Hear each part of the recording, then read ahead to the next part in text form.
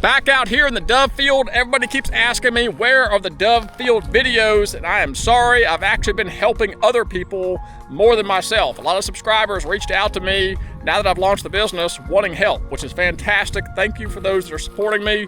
It means the world to me. We're having a lot of fun doing it. Unfortunately, that means my dove field has been put to the side, but we are back out here. I just gave you all a comprehensive update on the back millet field, what we're doing back there, as well as whether or not this cornfield gamble paid off. So let's get into the video. Brought to you in part by Deep River Sporting Clays, safe, fun, family entertainment. And by these additional sponsors.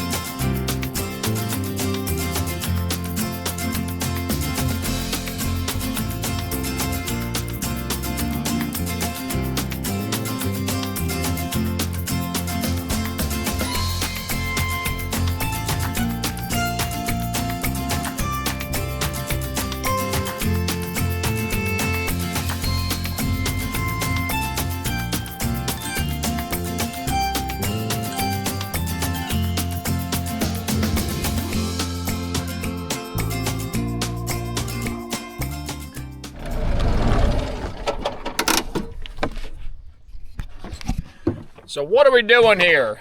Might catch a little flack for this one, but I'll tell you why. So we have a really lush fall food plot crop coming in about half of this field.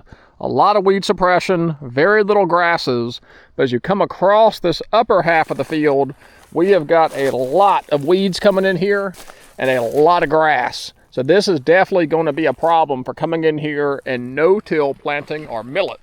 The plan is to broadcast millet down into all this thatch like we've done in years before and not actually even till this field up. And it works really well. It's actually a no-till method by just broadcasting the millet all into the standing thatch, and then you mow it and drop all the thatch on top of it. Acts like a mulch cover. Just like right here. So the millet will fall down in here and it'll sit on the soil underneath all this thatch here and it'll come up really nicely. But I have found when you have a lot of grasses in here and you're very grass dominant, this stuff ends up winning the day. The millet never has a chance to come up because this grass is just beginning its growing cycle, whereas all the fall food plot is at the end of its cycle. So it slowly breaks down, decays, and the millet comes up through it, whereas all the grasses, that doesn't happen. So I have found if I don't come in here and control all the grasses, then the grasses are going to be a problem when it comes time to grow our millet, and especially when it comes time to burn the field. Right here is a great example. A lot of grass in here. All the light green you see in here is all grass coming up. So I did choose to come out here, do a herbicide burn down of this field to help primarily control the grasses. All the fall food plot is slowly ending its cycle here. Here's the crimson clover. It's fully gone to seed here, starting to dry out. Cowpeas in here somewhere. The brassicas, the triticale, that's the real tall stuff. And then there is some wheat crop down in here below it, my top dressing of wheat we did. All the fall food plot is coming to an end here. 90-degree temperatures this week. We are in May 15th, middle of May, so that's to be expected. Warm temperatures, this food plot is done from fall. So now it's time to plant and broadcast our millet field for our dove food plots. And we like to do two different types of millets, both brown top millet and dove proso millet. Both are fantastic for attracting and drawing in doves and retaining them. Brown top being probably my favorite one. We did a blend last year on this upper cornfield, which we'll look at that in just a second. The corn is actually doing very well. After one rainfall, it's sat there for 15 days. No germination. One rainfall and that corn is off to the races. So thank the good Lord. But the next thing we'll do after this all dies out, probably another week, about the third week of May, if we have a little bit of rainfall in the forecast, this ground is hard as a brick. I do like a little bit of soil moisture before broadcast spreading. I do think it makes a difference. This should continue to die out now that we've sprayed it. We'll come in here, we'll broadcast our millet. We're gonna do half of it in Dove Proso, the other half of it in brown top millet. We're gonna have a battle of the millets again out here. I did that a couple of years ago. You guys enjoyed that. Where we planted Japanese millet, brown top millet, I think pearl millet maybe was the third one, but we did a couple different millets. By and far, brown top millet won the day. It matted down, matured out the quickest, it matted down for the birds the quickest, and it burned the easiest. So we love brown top millet. But Dove Proso millet's great too, but the blend last year, you couldn't really tell which one was better. So we're gonna do half brown top, half Dove Proso, do a side-by-side comparison. So certainly stay tuned for that video. It's gonna be pretty cool. Let's walk up here and take a look at this cornfield. I am pleasantly surprised, like I was just telling you.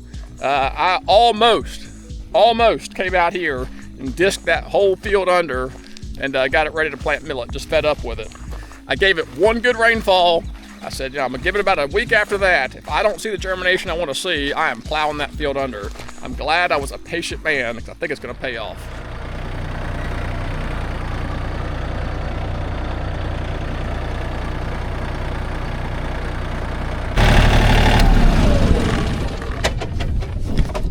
Go take a look at this corn here. It is drastically different. And you're gonna see a lot of green in here, but that is actually a lot of fall food plot that actually survived tillage.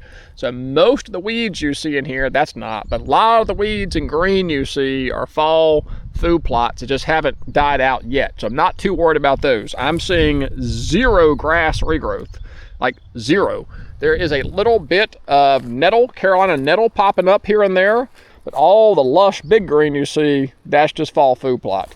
But let me show you what I got right here. And we got corn, all the way down the rows. And each row seems to be doing well. Here's a row right here, and here's a row right here. I think we're showing a little bit of drought stress, but some of it's actually doing really well. And we have got a lot of it. I almost dissed all this under after 3 weeks of nothing, but I said, I'm gonna give it one round of rain. If that rain pops this corn up, then we're gonna leave it. And I'm so glad I did, because we got a bunch of corn coming up. Down here where we hold a little bit more moisture, the corn's actually doing even better.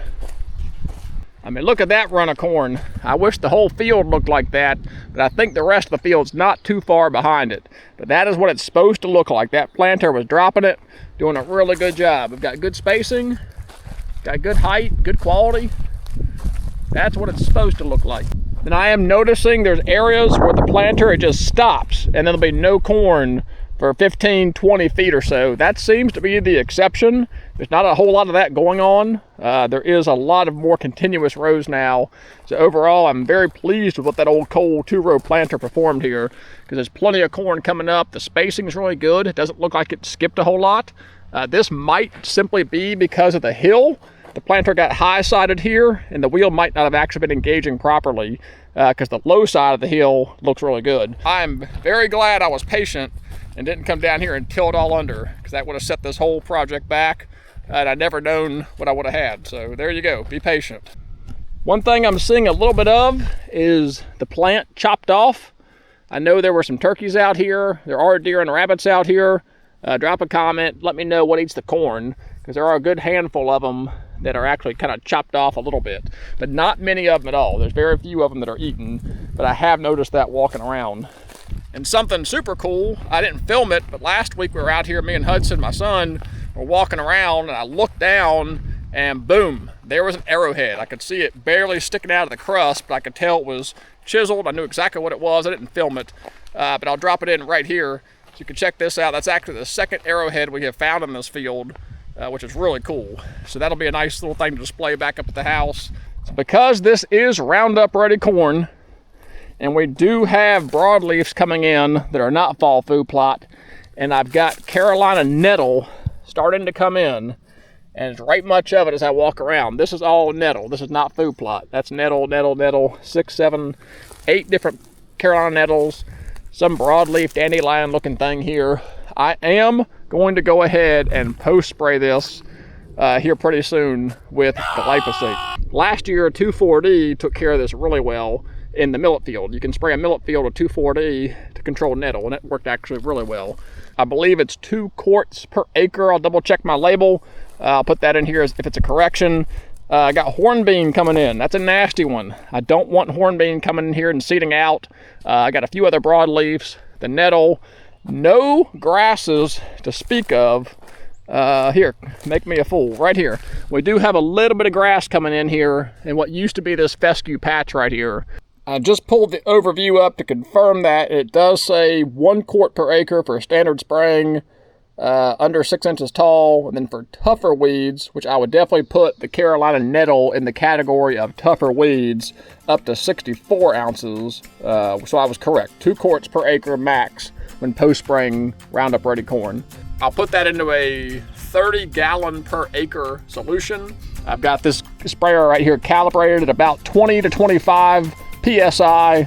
I can put out 30 gallons per acre to get nice uniform coverage. I can make it as far as I need to make it and stretch it and still get pretty good kill on that. So it's really important to know your equipment, know your sprayer, and have it calibrated.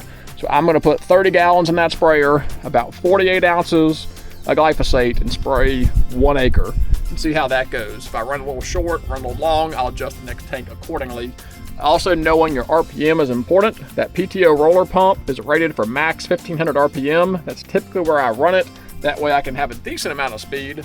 So that pump running at 1500 RPM with the recirculating cracked about half, I get about 20 to 25 pounds of pressure, which is about where I want to spray these herbicides.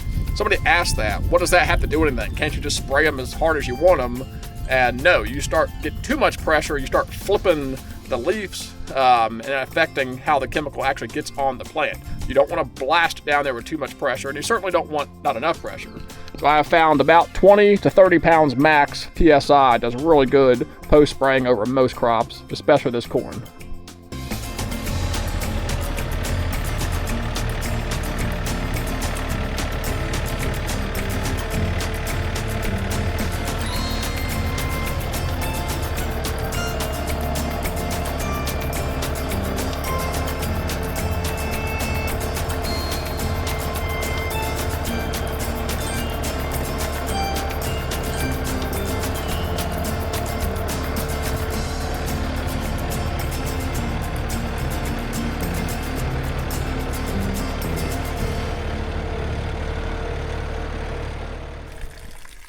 Doing some final cleanup and rinsing here of the tank. You don't want to leave glyphosate in these tanks. There's actually salt in it, especially on these roller pumps. It can actually rust out the inside. But speaking of roller pumps, that is an upgrade I did to this tank. If you all caught last year's videos, and I am so glad I did. We just sprayed about 4 acres with this roller pump with 0 issues, 0 problems. We had no clogging of the nozzles. I didn't have to screw around with electric pumps and the pumps overheating. And then one time we actually burned up our switch right here. Getting away from electric was the best thing I ever did. So highly recommend. Couple $100 max between the fittings, the actual pump itself, couple $100, and it takes away all the pain and hassle of dealing with electric. Got the pressure gauge on here that I can see from the tractor to make sure we're maintaining pressure the whole time. So that's been really nice. Kind of a DIY rigged up setup here, but it works fantastic. This tank is now going on 6 years old. No problems with the tank itself or the frame. Even when it was electric, I had no problems. I just decided to upgrade the PTO for more output. But I'll link those videos in the description below if the PTO pump stuff interests you. But this is the current latest and greatest assembly here. All just kind of cheap DIY stuff. It has worked fantastic. So please, if you haven't, consider subscribing. It means a lot to me. But until the next videos, God bless and take care.